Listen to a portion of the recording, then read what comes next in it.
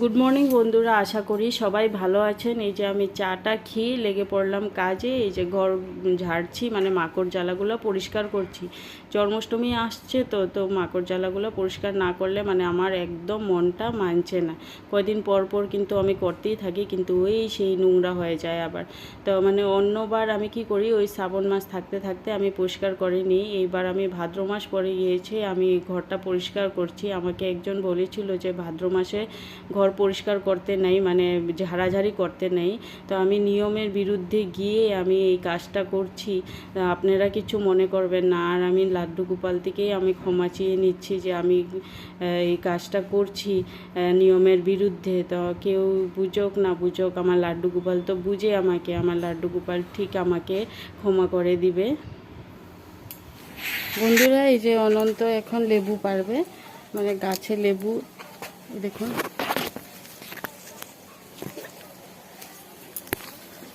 বন্ধুরা, এই দেখুন গাছে লেবু। এই যে একটা লেবু, আর একটা কোথায়, ওই যে আরেকটা, এই যে আরেকটা লেবু। আজকে ঘরে লেবু শেষ হয়ে গেছে, সেই জন্য অনন্ত লেবু পারবে। পেরে না,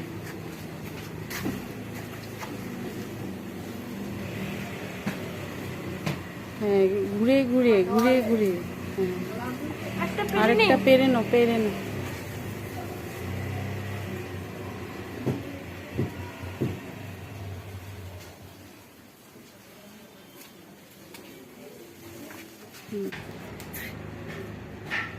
দুটো লেবু গাছে। আমি খেতে বসেছি। তো আজ আমি কি দিয়ে খাচ্ছি আপনাদেরকে দেখাই। তো বন্ধুরা, এই যে এখানে হয়েছে ঢেঁকি শাক। ঢেঁকি শাক বানিয়েছি আলু দিয়ে। তো এখন তো আমরা 2-3 দিন নিরামিষ খাবো। তো 2-3 দিন মানে আমরা মঙ্গলবার পর্যন্ত নিরামিষ খাবো। তো গতকাল থেকে নিরামিষটা শুরু হয়েছে, মানে জন্মাষ্টমীর পরের দিন পর্যন্ত আমরা নিরামিষটা খাবো বলেছি। এই যে ঢেঁকি শাক আলু দিয়ে করেছি, আর এটা হয়েছে কচু, তারপরে যে থুর, তারপর ডাঁটা, আলু, টমেটো, ঝিঙ্গে দিয়ে একটা নিরামিষ করেছি শুকনো শুকনো করে। আর এখানে হয়েছে আলু সয়াবিনের সবজি। তো এটা হয়েছে আজকে আমাদের লাঞ্চ। নিরামিষ তো একটু ভালো রান্না না করলে হয় না, তো সেই জন্য একটু ভালো রান্না করেছি নিরামিষের মধ্যে। তো এখন মানে আমি খেয়ে নিই, তারপর দেখা হচ্ছে আপনাদের সঙ্গে আবার।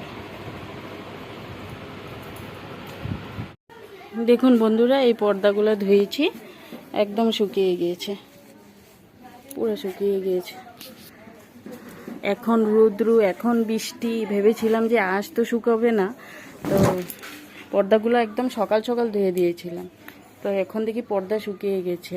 পাপুসগুলো কিছুটা অল্প অল্প ভিজা আছে, তো এগুলো আবার কালকে রোদ্রে দিতে হবে। আর এই কাপড়গুলা পরে মেলে দিয়েছিলাম, তো এগুলো তো অনেকটাই ভিজা আছে, শুকিয়েও গিয়েছে, মোটামুটি শুকিয়ে গিয়েছে। মেশিনে ড্রাই করে তো শুকিয়ে গিয়েছে।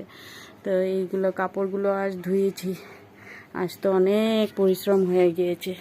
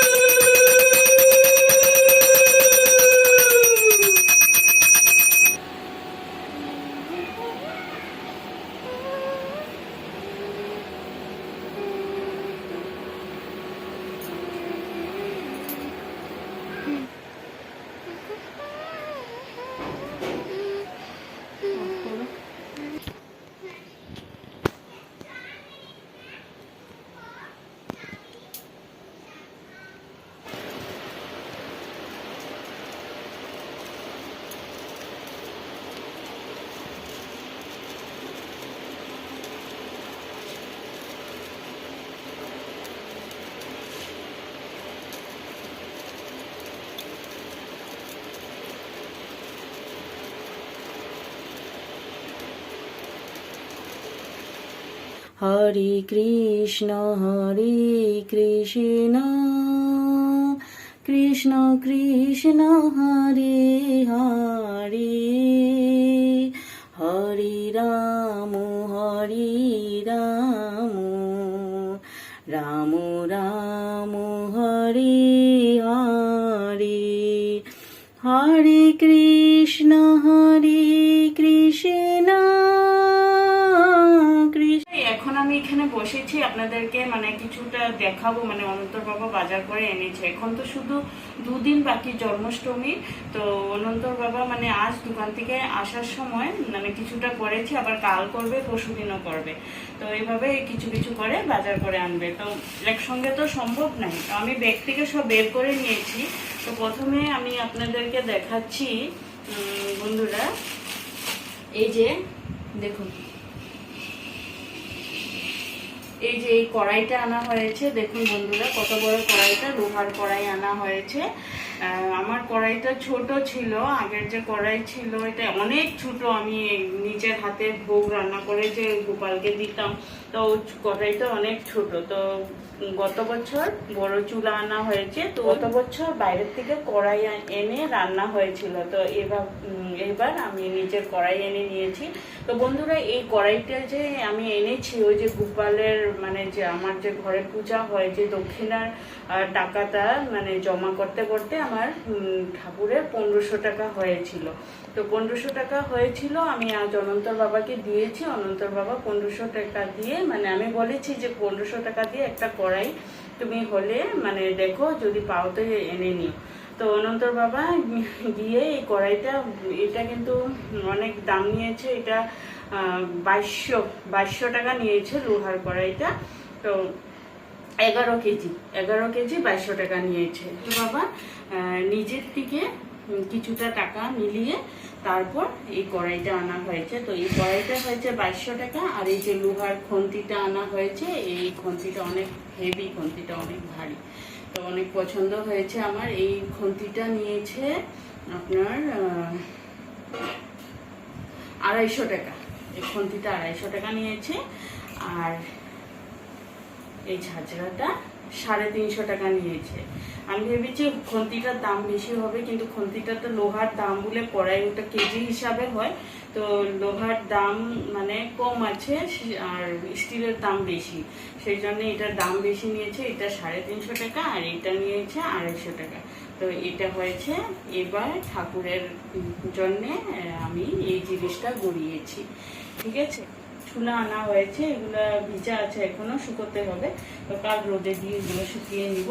তারপর ফল আনা হয়েছে, ফলের ব্যাগটা আর খুঁজছি না আমি। এখানে আছে কলা, আপেল, তারপর আছে মৌসম্বি, নারিকল আর ডালিম, এগুলো আছে। আর এখানে এক জোড়ো ডাব আনা হয়েছে, কেন জন্মাষ্টমীতে তো ডাব মোস্ট ইম্পর্টেন্ট, ডাব আনা হয়েছে। তারপর আমি আপনাদেরকে অনেক বিউটিফুল, অনেক সুন্দর জিনিস দেখাচ্ছি। আমার লাড্ডু গোপালের জন্য কি আনা হয়েছে। তো লাড্ডু গোপালের জন্য বন্ধুরা এই যে ড্রেস আনা হয়েছে। এটা হয়েছে হোয়াইটের মধ্যে গ্রিন গোল্ড দিয়ে কাজ করা, রেড কালার গোল্ড গ্রিন দিয়ে কাজ করা, অনেক সুন্দর, দেখুন কি শাইন করছে। আর এটা পিঙ্ক কালার গোল্ড দিয়ে কাজ করা। তো এই 3টা ড্রেস আনা হয়েছে। আমার তো লাড্ডু গোপালের অনেক অনেক নতুন নতুন অনেক ড্রেস আছে। তো গিফটেরও অনেক মানে লোকেরা যে পূজার সময় গিফটও দেয়, তো গিফটেরও অনেকগুলো ড্রেস আছে। তো আমার হয়ে যাবে। আমি কিন্তু বলিনি, মানে খালি বলেছিলাম ড্রেস আনতে। তো অনন্তর বাবা কিছুটা এক্সট্রাও এনেছে, আপনাদেরকে দেখাচ্ছি। তো বন্ধুরা এই চুলটা এনেছে, ঠাকুরের চুলটা এনেছে। তো চুল তো আমার আছে, তো আরেকটা নিউ স্টাইলের এনেছে, অনেক সুন্দর বন্ধুরা। আমি একদম এক্সাইটেড আপনাদেরকে দেখানোর জন্য। এই দেখুন,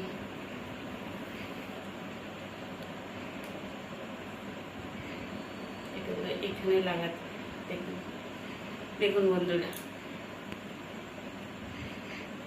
কেমন হয়েছে। আপনারা কিন্তু কমেন্ট করে আমাকে অবশ্যই জানাবেন বন্ধুরা। এত সুন্দর লেগেছে আমার এই জিনিসটা, মানে আমি মানে কি বলবো, আমি মানে কখন গিয়ে গোপালকে এটা পরাবো আমি, সেটাই ভাবছি আর কি। এত সুন্দর দেখুন জিনিসটা। তো এটা চুলটা আনা হয়েছে, তারপর চূড়া আনা হয়েছে। আমার কিন্তু অনেক কালেকশন আছে বন্ধুরা, জুয়েলারির অনেক কালেকশন আছে লাড্ডু গোপালের। তবে আমি কিন্তু এগুলা বলি নেই, মনন্তর বাবা নিজের থেকে, ও কিন্তু নিজের থেকে এগুলা সব আনে। তো দুনু গোপালের জন্য সেম টু সেম, মানে এটা রেড কালারের আর এটা অরেঞ্জ কালারের দুটো চূড়া আনা হয়েছে। না আনলেও হতো, আমার এত আছে, কিন্তু তবু ওর ইচ্ছা মতন এনেছে। এই যে একটা চূড়া এনেছে, এটা পিঙ্ক কালার, এটা সিম্পলের মধ্যে অনেক সুন্দর কিন্তু। তো এই কয়টা জিনিস আনা হয়েছে, আর একটা বাঁশি এনেছে, মানে ওর ভালো লেগেছে, কিন্তু আমার গোপালের জন্য এটা কিন্তু অনেক বড় বাঁশি, মানে এটা বড় গোপালের জন্য মানে ঠিক হবে।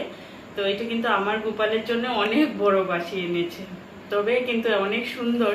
তো বলছে কি কেমন করে দিবে, আমার তো ভালো লেগেছে, আমি এনে নিয়েছি। আমি বলছি কি হয়েছে, তো এটাও দিয়ে রাখবো, বাচ্চি ছোট বড় দিয়ে কি রেখে দিব কৃষ্ণর সামনে, অনেক সুন্দর বাঁশি। তো এগুলো আনা আমার লাড্ডু গোপালের জন্য এসব কিছু আনা হয়েছে। তো বন্ধুরা, এই ব্লগটা আমি এখানেই শেষ করছি। আবার আসবো নতুন একটি ব্লগ নিয়ে। আপনারা সবাই আমার ব্লগ দেখবেন আর চ্যানেলটা সাবস্ক্রাইব করবেন, লাইক করবেন, শেয়ার করবেন আর কমেন্ট করতে অবশ্যই ভুলবেন না। এবারের জন্য বিদায় নিচ্ছি। ভালো থাকুন, সুস্থ থাকুন।